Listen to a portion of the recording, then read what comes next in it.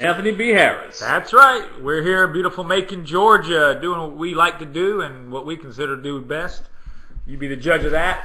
But when it comes down to it, we don't really care what you think. We're going to still do this show. Okay. But we appreciate you watching out there. Yes. But anyway, so we're back coming from the beautiful downtown Macon area at Virtual Imagery Photography Studios, Gary and Mary's business. We thank them so much for the hospitality each and every time and for their help. And again, they have a photography business, and they do everything from weddings, sittings, graduation pictures, restoration, passport photos. Hell, we'll do it all, man. They do Does it all.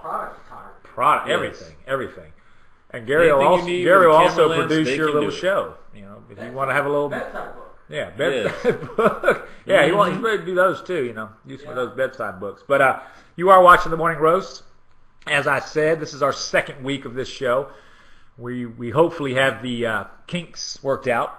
Hopefully, we decided we will be coming from indoors from now on, unless we improve our equipment and get some very nice mics that can just drown out outside noises. We will be coming from Roasted Cafe and Lounge tomorrow. Yes. Inside, not outside. So be interesting. We'll have more guests then, since we are right there in the middle of everybody coming into the shop, getting coffee. We'll have more guests. You never know. Today we might have guests. We had a great guest show up out of nowhere. Mary, Gary's wife. If you didn't tune into that, we were talking about this case where Judge Lloyd Jackson sided with the custody of a mother who was the abusive. Seemed parent. very abusive. Yeah. The father was a military man, high-ranking officer. And we don't know his story, of course, but the footage online of how the mother acted with the kids speaks for her somewhat.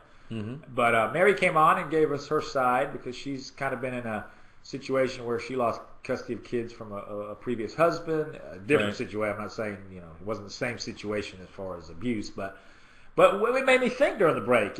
Maybe now Lori Jackson did that because of what Mary told us. The guy's a military man and deployed, and we are in the middle of a wartime situation. Maybe that was part of the reason.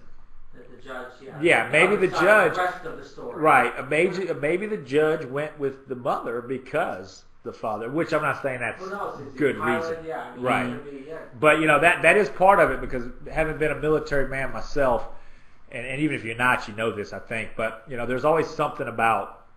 The wartime especially, it's a very touchy situation, when you deploy people, because there's the possibility they don't come back. Yeah. And there was that old thing, and this was recently changed, I saw on the news recently, a while back, but, they used to just not, with siblings, if you had 2 or 3 brothers in the military, a lot of times they would never deploy all of them at once, because of that possibility. If they all get killed, then the parents are completely just shattered. They lost all their kids. But I had seen a story recently where that was different. There was a case where there were some brothers or sisters, and every one of them were deployed. Wow. Every one of them. So I don't know. I have to look that up. But the question is, did they come back, though? I think that the story had nothing to do with anything happening. It was just the story was mainly on about them all being deployed, and it was just at that point they were still all alive. Okay, because I was about to ask you whether it was during wartime or peacetime. Oh it's during these last few years of this whole retaliation for 9/11. No, it's been during these wars going on in Afghanistan and other places. But the whole thing was that it just didn't get to the point where any of them were killed. But the question was, wait a minute, I thought the military didn't do that. Right. Did not send everybody in a family because of the possibility of loss. But an interesting question. Again, if you have anything to say, you can log on. You can let us know in the chat. Call our number. Gary's got the number online. If he doesn't, he will. And let us know what you think. We apologize for our speaker system right now. We're using basically his cell phone. But we will get you on as best we can and relay what you have to say. So, again, we invite everybody to come to the show. You want to promote something, come on down. You want to sit here and tell us an opinion about something. You want to debate what we have to say, come join the show anytime.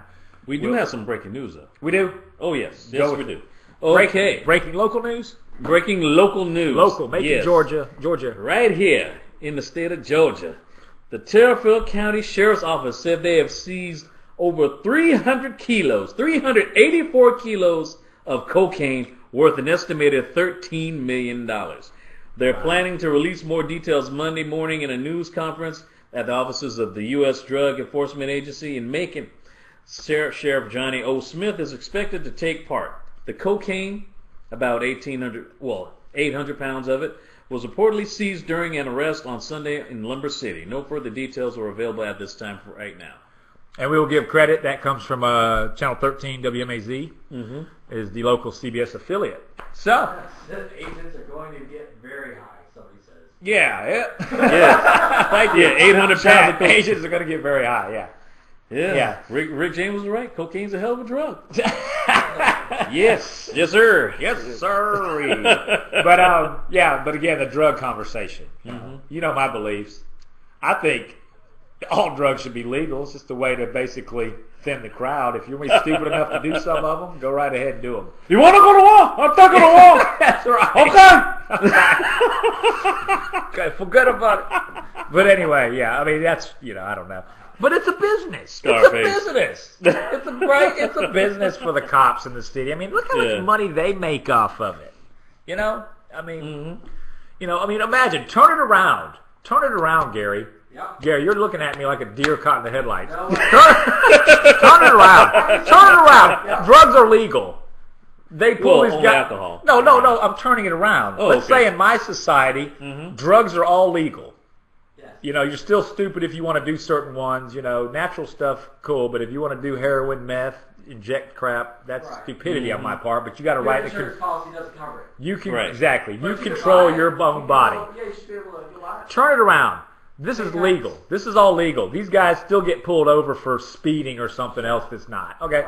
And they see that, and the cops say, okay, I see you got a lot of coke. Okay, have a good day, sir. Here's your ticket. It's legal. We know you got it because it's now legal. But the thing about it is, is it really hurting anybody? If you take responsibility. Other than themselves? If you take, other than the people that are taking the drugs. I mean, you're responsible for yourself.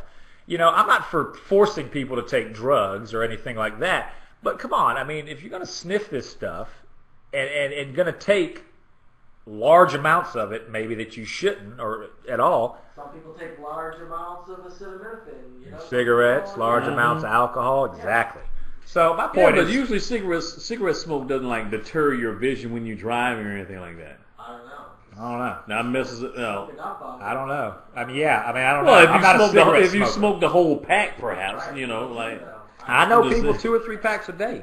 I do. I know people 2 or 3 packs a day. But anyway, I don't know. It's it's what it is. Of course, we are not in a society where it's legal, so it's what it is. But what did you say? God, 384 was that it? 384 kilos, 384 Wow. kilos, Wow. 800 pounds worth of coke. Telfair County. You're right. Whoever that was that chimed in about some authorities about to get really high, you're right about that. Oh, yeah. Somebody's about to get high. Destroy the drugs, but then they Yeah. get high. Yeah, so that's a whole other thing too. Yeah. Yeah. Oh, yes. Thanks for that breaking news, Derek, and You're Channel welcome. 13. Yes. As of right now in this fledgling show, we don't have our own reporters out there scouring for news and reporting back to us. Or Maybe even we'll get the them. budget to do that eventually. Mary's out on the phone. Yeah. Yeah, Mary's gonna tell us the weather's nice out there. It's sunny. Yeah. It's sunny, 73 degrees. What are we at here? Like about 10:02 exactly. Yes. Top of the hour. You just got our news break. Literally breaking news. Literally breaking news. You got it. So guys, anything else? What's on the agenda? What you got, Gary? Anything? What's going on locally this week? I got one thing. I think it's today or tomorrow. And I brought up Lemongrass earlier. Lemongrass is a Thai bistro in town. Some good food if you like that kind of food. Owned by a couple of friends of mine that also publish a magazine called Making Food and Culture, which I write the film column for. So hint, hint, plug. Check out their Facebook page as well. But they're holding a little beer, not a festival, but a beer day, and it's a local company that's called the Macon Beer Company. A couple of guys. We're going to finally have our first brewery in Macon. Wow. And it's opening in spring.